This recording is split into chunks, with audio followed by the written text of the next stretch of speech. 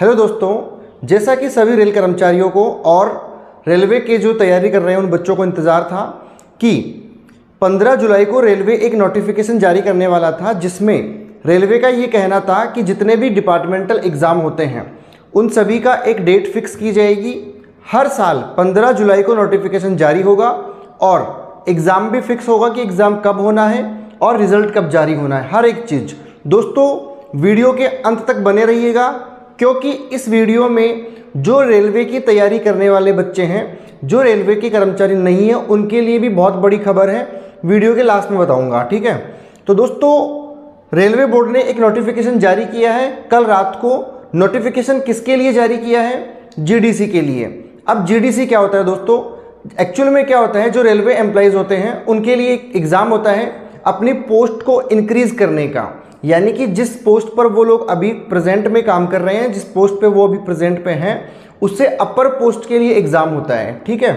तो उसको बोलते हैं अपन GDCE, यानी कि जनरल डिपार्टमेंटल कम्पिटिटिव एग्ज़ाम। इसके अलावा एक LDCE और होता है, उसकी बात अपन किसी और वीडियो में करेंगे। अभी केवल GDC की बात करते हैं। अब GDC क्या होता है दोस्तों? रेलवे जो ओपन भर्ती निकालती है, जो खुली भर्ती निकालती है, जो सभी बच्चों के लिए होती है, उसकी 25% सीटें जो है वो डिपार्टमेंट से भरी जाती है। यानी कि जो कर्मचारी रेलवे के पहले से काम कर रहे हैं रेलवे के अंदर, उनके लिए, ठीक है। मान लो 100 पोस्ट की जो है वो LP टेक्नीशियन की भर्ती आनी है, तो उनमें से 25 पोस्टें जो है ना, वो वैकेंसी से पहले रेलवे अपने डिपार्टमेंट से फिल कर लेगा, ठीक है। ये रेलवे एम्प्लॉइज़ के लिए होती है। अब नोटिफिकेशन की बात करते हैं। भारत सरकार यानी कि रेल मंत्रालय यानी कि रेलवे बोर्ड का नोटिफिकेशन है। इसमें क्या कहा गया है दोस्तों? जनरल डिपार्टमेंटल कम्पिटिटिव एग्जाम्स यानी कि GDCE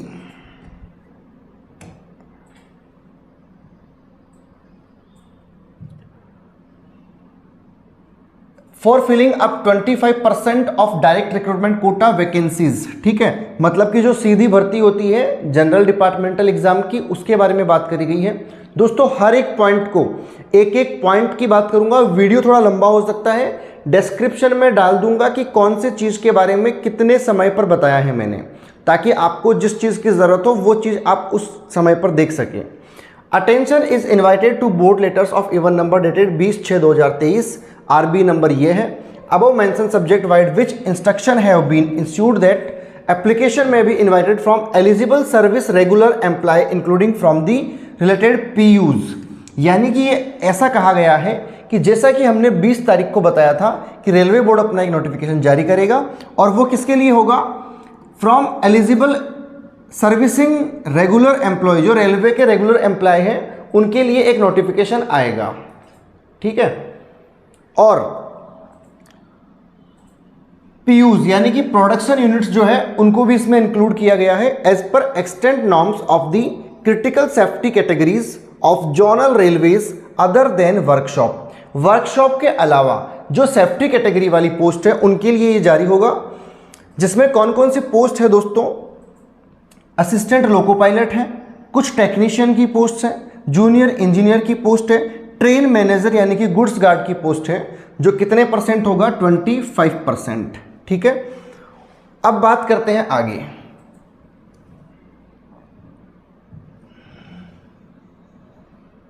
in this connection the following further instructions, कौन कौन से इंस्ट्रक्शन है उसकी बात करेंगे दोस्तों 1 by 1, ठीक है। तो सबसे पहले बात करें अपन किसकी? पॉइंट नंबर 1 ये कह रहा है templates for examination process is enclosed here with for suitable incorporation in the single GDC notification to be issued by RRCs of each railway zone. मतलब ये जितने भी रेलवे के जोन हैं वो सभी अपना अपना सिंगल स्टेज नोटिफिकेशन जारी करेंगे। GDC के रिगार्डिंग स्पेसिफाइड कैटेगरीज, जितने भी कैटेगरीज है उनका अलग अलग से उसमें स्पेसिफाई किया होगा। This is only indicative in respect of the exam process, जो एग्जाम प्रोसेस का रेस्पेक्टिव होगा। सेकेंड पॉइंट क्या बोला गया है? The exam is likely to be held any time after September 2023। दोस्तों, वेरी वेरी इंपॉर्टेंट है कि एग्जाम कब होना है, क्योंकि एक्चुअल में क्या होता है दोस्तों, डिपार्टमेंटल एग्ज़ाम की वैकेंसी आ जाती है, फॉर्म फिलअप हो जाते हैं, लेकिन उसका एग्ज़ाम होने में काफ़ी लंबा टाइम निकल जाता है। तो रेलवे बोर्ड ने ये स्पष्ट किया है कि सितंबर 2023 के बाद में कभी भी इसका एग्ज़ाम हो सकता है, यानी कि सितंबर तक तो एग्ज़ाम नहीं होना है। इसका मतलब ये है दोस्तों कि जुलाई के बाद में अगस्त सितंबर, यानी कि आपको लगभग कम से कम 2 से 3 महीने तो मिलेंगे ही मिलेंगे। फिर बोल रहा है railways should plan there schedule accordingly and list of eligible candidate should be made available before September and, यानी कि रेलवे ने क्या किया है, जितने भी इस एग्ज़ाम के लिए एलिजिबल कैंडिडेट हैं उनसे डाटा मांग लेगा, यानी कि फॉर्म फिलअप करवा लेगा, फिर उनकी छटाई कर लेगा। कौन कौन से एलिजिबल कैंडिडेट हैं उनकी लिस्ट जो है वो सितंबर एंड से पहले पहले रेलवे जारी कर देगा। थर्ड पॉइंट क्या कह रहा है मेरा दोस्तों, पॉइंट नंबर 3 ये कह रहा है आरआरसी में ensure to collect the data such as railway PUs division workshop units. जो भी railway ensure to collect the data such, railway क्या करेगा, अपने जितने भी जोन हैं उनसे कैंडिडेट की क्या क्या ले लेगा, जो भी रेलवे प्रोडक्शन यूनिट्स है या फिर डिवीजन वर्कशॉप यूनिट है उनसे बच्चों के जो भी कैंडिडेट हैं उनके क्या क्या चीज़ें ले लेगा, फादर्स नेम कैंडिडेट, डेसिग्नेशन यानी कि वो कौन से पद पर कार्यरत है, ठीक है, और डेट ऑफ बर्थ यानी कि HRMS ID, Aadhaar number, email ID, community, SC ST PWD जो भी है ना, exam group, trade in which they will be taking the exam, यानी कि जिसके लिए वो बच्चा एग्जाम देना चाहता है, परमानेंट एंड करस्पॉन्डिंग एड्रेस, उसका एड्रेस ले लेगा, सिटी यानी कि कंप्लीट जो भी बच्चे की डिटेल है या कर्मचारी की जो डिटेल है वो सारी डिटेल फॉर्म में फिलअप करवा ली जाएगी, ऐसा रेलवे बोर्ड कह रहा है। ठीक है, नेक्स्ट आगे चले अपन। सेकेंड पेज में क्या कहा है दोस्तों, इन्होंने कहा है, ये कॉपी भेजी गई है कहाँ कहाँ, सेक्रेटरी, AIRF, NFIR यानी कि जो रेलवे की यूनियंस है उनको भेजी गई है ना, ऑफिसर्स को भेजी गई है, इसके अलावा सेक्रेटरी को भेजी गई है, chief commissioner of railway safety Lucknow को भेजी गई है और general secretary of all India को भेजी गई है। तो ये तो थी कि ये जो कॉपी है नोटिफिकेशन की ये किस किस को भेजी गई है, ठीक है, तो ये तो आपके काम की कोई चीज़ है नहीं, वैसे सभी को मिल जाएगा नोटिफिकेशन। अब बात करते हैं मेन चीज़ की दोस्तों, कि कौन कौन सी पोस्ट के लिए क्या क्या तो एलिजिबिलिटी होगी और क्या क्या उसमें है ना आपको सब, मतलब देखो दोस्तों इसमें केवल पोस्ट की बात नहीं करी गई है भाई कितनी पोस्ट जनरेट होगी, लेकिन सिलेबस से लेकर के एग्जाम तक हर एक चीज आपको इसमें क्लियर की गई है। सबसे पहले जो पोस्ट है वो है दोस्तों GDC फॉर LP टेक्नीशियन, यानी कि असिस्टेंट लोको पायलट और टेक्नीशियन के लिए बात की गई है।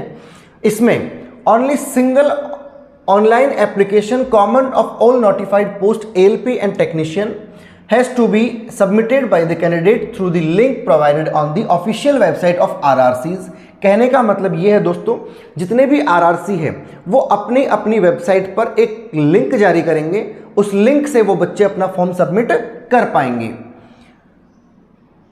CBT computer based application test and document verification as applicable, जो भी है वो सब लिंक में जारी हो जाएगा। This CBT shall have 2 parts, wizard part A and part B as detail below, यानी कि जो CBT होगा दोस्तों वो 2 स्टेज में होगा, स्टेज A और स्टेज B।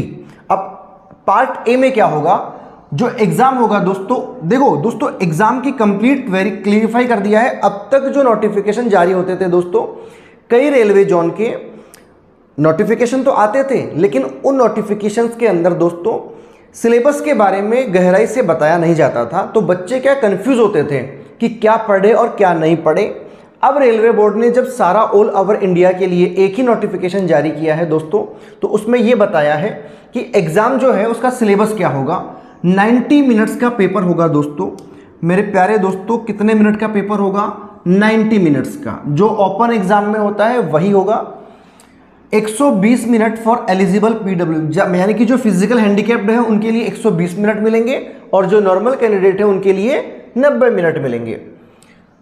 और क्वेश्चंस कितने आएंगे दोस्तों, 100 क्वेश्चन आएंगे। The mark stored in part A Alan shall be used for short listing of candidates for further stage of recruitment process subject to the condition that the candidate is securing qualifying marks in part B।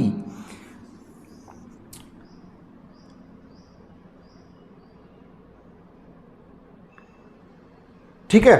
तो दोस्तों आगे बताया है the syllabus for part A shall as below. तो आपके काम की चीज यहां पर है दोस्तों कि जो पार्ट ए है उसका सिलेबस क्या है। ठीक है, तो पार्ट ए का सिलेबस मेंशन किया गया है।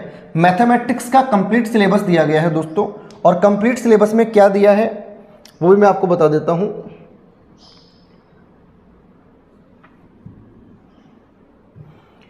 मैथ्स में क्या आएगा, वही नंबर सिस्टम, बोर्ड मास, डेसिमल, फ्रैक्शन, एलसीएम, एचसीएफ, यानी कि आप एक तरीके से कंप्लीट मैथ्स मान सकते हो।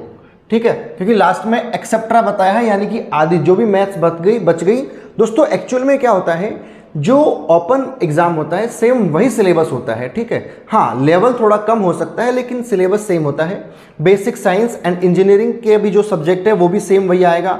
View, line, angle, geometry, figure, mass, weight, measurement, unit, energy, speed, velocity, सब कुछ वही है।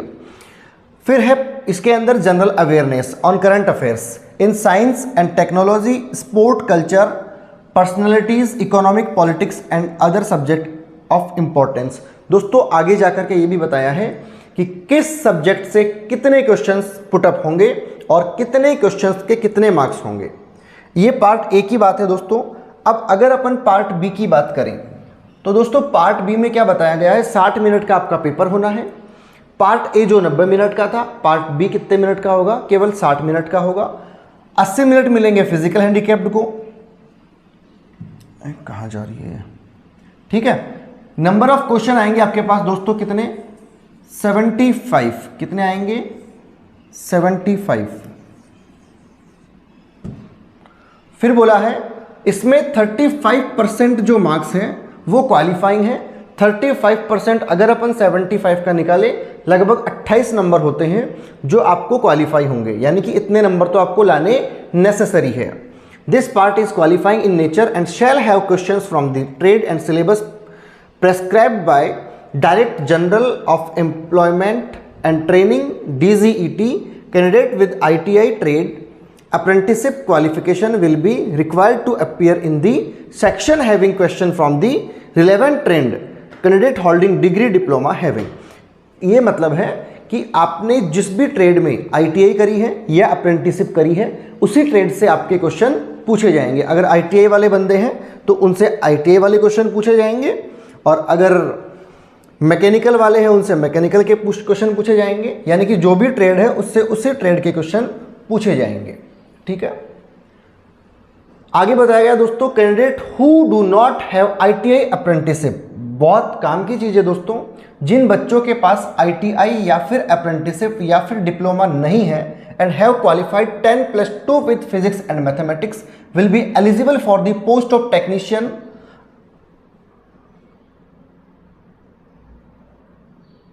III telecom and technician 3 signal only. यानी कि जिन बच्चों के पास ITI नहीं है या फिर 10+2 के अंदर जिनके पास मैथमेटिक्स और फिजिक्स है वो लोग कौन सी पोस्ट के लिए एलिजिबल होंगे, टेक्नीशियन 3, जिसमें कौन सी, telecom and technician 3 signal only, यानी कि सिग्नल और टेलीकॉम के लिए ही केवल वो बच्चे एलिजिबल होंगे। They should choose a specifical trade physics and maths. If they choose any other trade they will not be considered for any of the post. अगर आपके पास ITI नहीं है तो आप केवल सिग्नल एंड टेलीकॉम पोस्ट को ही भरें। आपने अगर दूसरी पोस्ट भर दी दोस्तों तो आपका फॉर्म रिजेक्ट हो जाएगा। ठीक है, और सब्जेक्ट आपको जो ट्रेड चूज करनी है वो क्या चूज करनी है, फिजिक्स एंड मैथ्स। ठीक है, candidate who do not have ITI apprenticeship qualification but they have diploma degree in various specification stream will be considered for the post of ALP only. जिन बच्चों के पास ITI apprenticeship नहीं है और जिन बच्चों के पास 10+2 में फिजिक्स और मैथमेटिक्स भी नहीं है, वो बच्चे जिनके पास डिप्लोमा है या फिर डिग्री है वो केवल और केवल ALP पोस्ट के लिए ही एलिजिबल होंगे। प्यारे साथियों, वो बच्चे टेक्नीशियन के लिए एलिजिबल नहीं होंगे। ठीक है, such candidate should choose their trade for part B of the CBT, यानी कि पार्ट बी का जो एग्जाम होगा वो आपसे चूज करवाया जाएगा, भाई कौन सी ट्रेड से आप एग्जाम देना चाहते हो। The trade syllabus can be obtain from the DGET website. आपको ट्रेड का सिलेबस कहां से मिलेगा, DGET की वेबसाइट से। ठीक है, the relevant trade for the various 10+2 diploma engineer description discipline of appearing in the qualifying test as below. अब बात करते हैं एक एक चीज़ों की।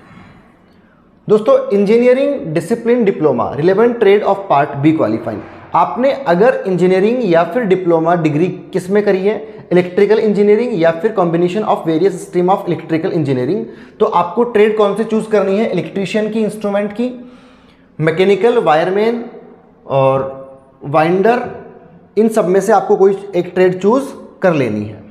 ठीक है, फिर बात करते हैं इलेक्ट्रॉनिक्स से अगर आपने इंजीनियरिंग करी है तो आपको टीवी, मैकेनिकल, इनको चूज करना है। मैकेनिकल इंजीनियरिंग से करी है तो आपको फिटर, मैकेनिक, मोटर, व्हीकल, ये सब चूज करना है या पढ़ लेना।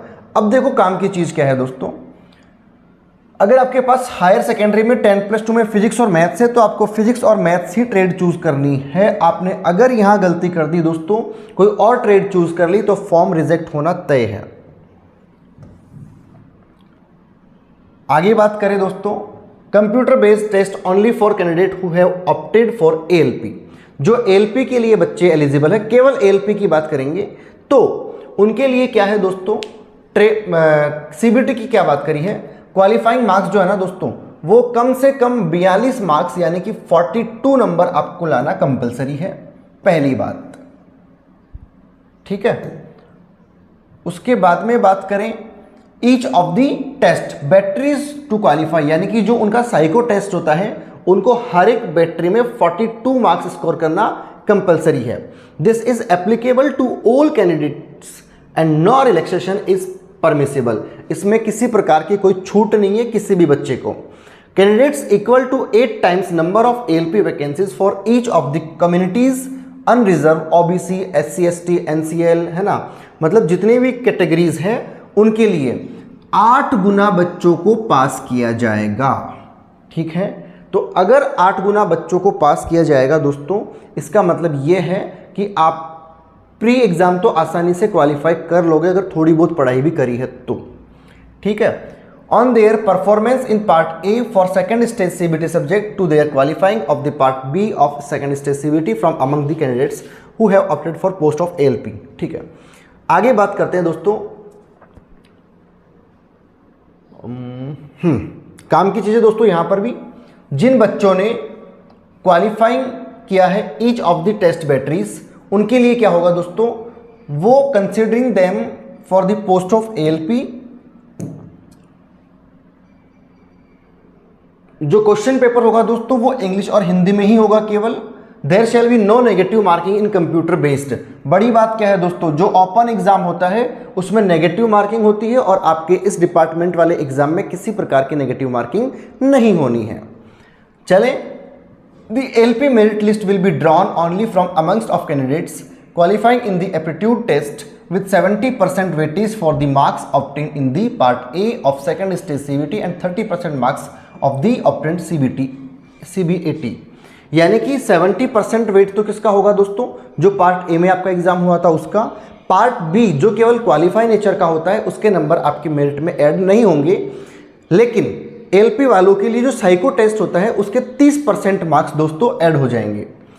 Candidates are advised to visit website of RDSO. RDSO क्या होती है दोस्तों, रेल डिजाइन स्टैंडर्ड, कुछ ऐसा करके इसका नाम है। आरडीएसओ ये वाली वेबसाइट है, उसके ऊपर क्या दिया गया है पता है, are advise to visit website this psycho technical directory candidate corner for question pattern and other detail of aptitude test. यानी कि जो साइको वाले बच्चे हैं, जो एएलपी वाले बच्चे हैं, उनको साइको का जो मतलब जो टेस्ट है, जो एक प्रकार से प्रैक्टिस वाला पेपर है या जो डिटेल चीज़ें हैं, वो कहाँ मिलेगी दोस्तों, आरडीएसओ की वेबसाइट पे आपको मिल जाएगी। और वेबसाइट है www.rdso.indianrailways.gov.in। Based on the post and performance of candidates and part A of the CBT subject of their qualifying the part B of CBT for technician post and based on the performance of candidates in both part A of the CBT and computer based aptitude test subject to their qualifying the part B of CBT for ALP candidates equal to the number of vacancies will be called for document verification. कहने का मतलब यह है दोस्तों, based on the option and performance of candidates in part A of the CBT subject of their qualifying of the part B of CBT and based on the performance, यानी कि आपकी performance और आपके ऑप्शंस, यानी कि अगर आपने ALP choose किया है तो एएलपी वालों को केवल साइको के लिए बुलाया जाएगा, और जो टेक्नीशियन वाले हैं उनको एएलपी उनको पार्ट बी ही केवल देना होगा, उनको साइको नहीं देना होगा।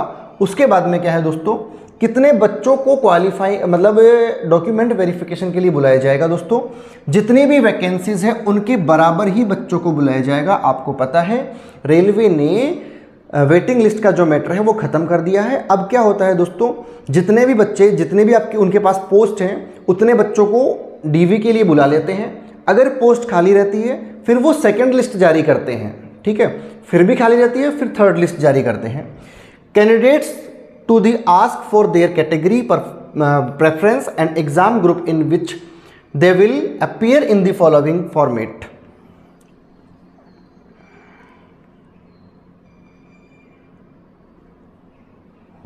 चलो पोस्ट रेफरेंस डिटेल की बात करें, category number, designation, department, priority, यानी कि कौन सी कैटेगरी नंबर है, कौन से डेजिग्नेशन है, कौन सा डिपार्टमेंट है आपका और कौन सी प्रायोरिटी आपकी है।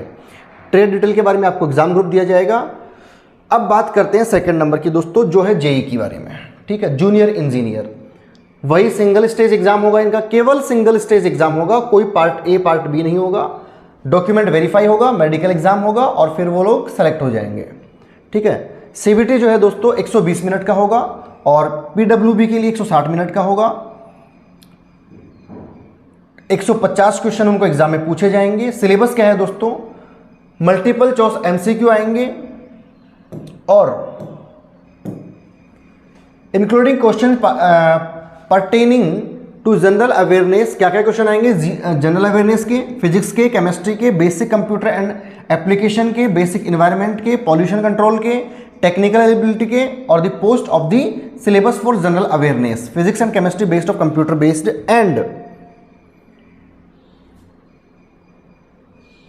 For all notified post under the CEN as detail below. अब बात करते हैं डिटेल सिलेबस की दोस्तों।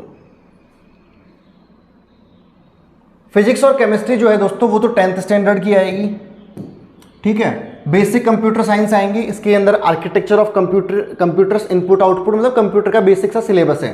डिटेल से आप पढ़ लेना, वीडियो बहुत लंबा हो जाएगा। बेसिक ऑफ एनवायरमेंट साइंस आ जाएगी, पॉल्यूशन कंट्रोल आ जाएगा और टेक्निकल एलिजिबिलिटीज आ जाएगा, ठीक है। अब बात करते हैं कितने कितने क्वेश्चंस पूछे जाएंगे दोस्तों।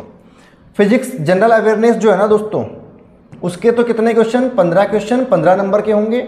फिजिक्स और केमिस्ट्री के 15 क्वेश्चन 15 नंबर के होंगे।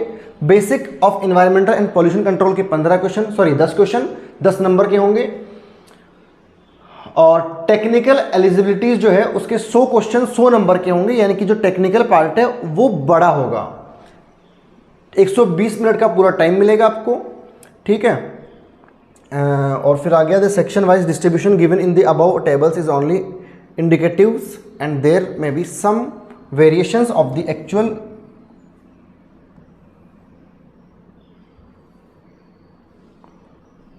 ये एग्जाम ग्रुप है, ये इतना काम का नहीं है, आप आराम से देख लेना दोस्तों। इसको ये बताया गया है कि भाई आपको कौन कौन सी पोस्ट चूज करनी है, ठीक है। उसके बाद में आते हैं फिर दोस्तों, इन्होंने क्या किया है, नॉर्मलाइजेशन का। जैसा कि आपको पता है ये फॉर्मूला आज तक किसी के बाप को ही समझ में नहीं आया, तो इसको आपको ज़्यादा ध्यान नहीं देना है। अब बात करते हैं दोस्तों नेक्स्ट किसकी, ट्रेन मैनेजर। किसकी बात करेंगे दोस्तों, train manager. Only single stage exam होगा उनका भी, जो गुड्स गार्ड वाली पोस्ट है उनका सिंगल स्टेज ही एग्जाम होगा दोस्तों।